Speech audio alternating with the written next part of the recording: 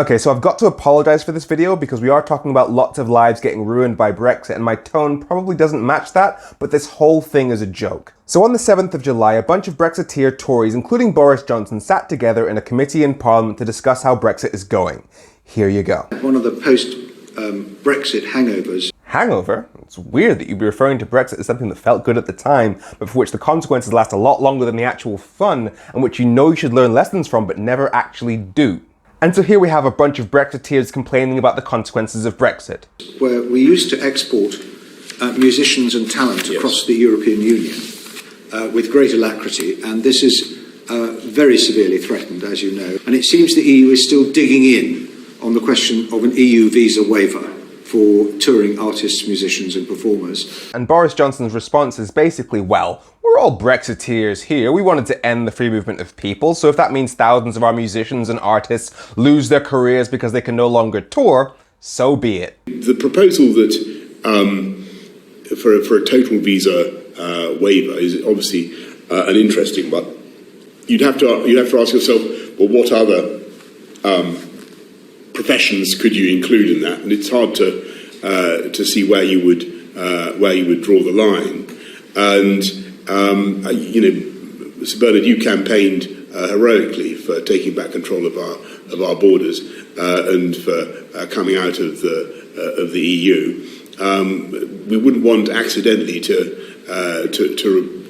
reverse that in this particular case by gradual erosion of our freedoms. So you gain more control of our borders while we lose the ability to work where we want, then it's not really our freedoms you're protecting, is it? I think I would have enjoyed asking Chancellor Merkel who wants to stop cultural exchange, which was one of the objectives of her visit. No, the answer is the European Commission. He just said it's the EU Commission that's trying to end the exchange of culture between the UK and the EU. As somebody who spent the best year of my life, my Erasmus uni year, in France, living with French people, experiencing that culture, to be told by the people who ended the Erasmus scheme via Brexit that it's the EU Commission that's endangering the exchange of cultures. Why are you like this? But we're losing people from London permanently. They're going to take up residence in other European countries with European citizenship because they can't pursue their careers by staying in London. It's about British citizens taking up citizenship in other countries because their career opportunities are so limited compared to what they were. It's a very serious problem, Prime Minister. I hope you'll encourage Lord Frost. I will, and I know that you're a distinguished and famous chorister, Sir Bernard, and I hope that your own your gigs have not been in any way restricted as a result of this. Get it? Because Boris is such a laugh. Again, that's his response to hearing this. It's about British citizens taking up citizenship in other countries because their career opportunities are so limited compared to what they were. And then on Northern Ireland, despite Boris Johnson promising in 2018 that no UK Prime Minister would ever do this, he signed a Brexit deal that says that Northern Ireland would stay under the rules of the EU when it comes to physical goods, unlike the rest of the UK. Prime Minister, I think you and I will agree that there is nothing in the Northern Ireland Protocol which in any way affects negatively the constitutional integrity of our United Kingdom. Okay, so straight off the bat, he's just wrong there. Constitutional law is about where power comes from. Now, if some of the laws in Northern Ireland are being set not by the UK, but instead by the EU, that does affect the constitutional integrity of the United Kingdom.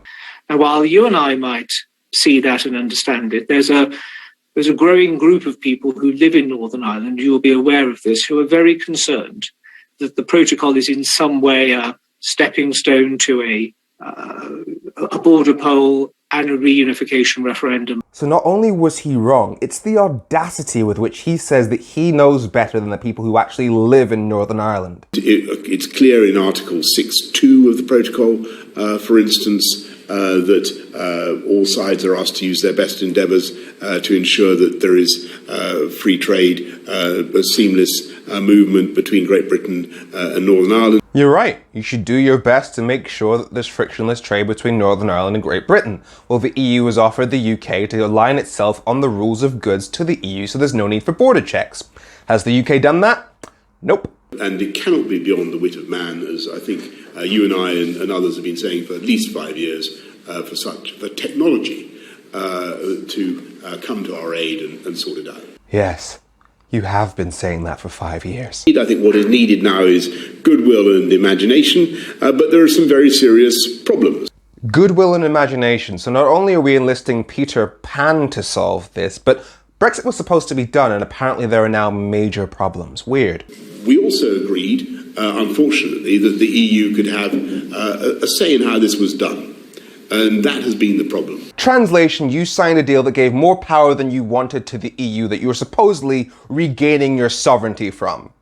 And they've been implementing the protocol in a way that is producing the types of anomalies that I've been describing. And how often do we have to say to them, it's in your and our mutual interests to be flexible about this arrangement? Because actually it may be written down in a certain fashion, but actually the truth is, if you want to get this right, you have to have a degree of mutual cooperation and flexibility. Yeah, I think that's right. In other words, when is the blasted EU going to get it into their heads that we signed this deal and we want them to act as if we signed a different deal? Is this common sense? Now sit back and listen to Boris Johnson explaining some of the problems that Northern Ireland is now facing because of his Brexit. Vital drugs have not been able to be moved from Great Britain to Northern Ireland. 30 drugs, including cancer drugs. I think about 200 companies have stopped shipping stuff. There's been impediments to the movement of guide dogs, of parcels, of potted plants, of tractor parts. Only yesterday, there were very serious representations from the Jewish community in Northern Ireland who pointed out that because of the problem with the food sector, it was becoming difficult for them to have timely access or any access to kosher food. And they're talking now about an exodus from Northern Ireland by the Jewish community. Now, sorry, did you just say that Brexit has caused an exodus of Jews? On chilled meats, by the way, just going back to what I was saying to Simon, that is very far from fixed. All we have is a stay of execution there. And this is what the Jewish community was saying in Northern Ireland. They're facing a real problem. Boris Johnson just admitted that Brexit has led to hundreds of businesses being unable to trade, shortages of medical supplies, including cancer drugs, farmers, gardeners, and blind people being left without the things they need to function, and an exodus of Jewish people.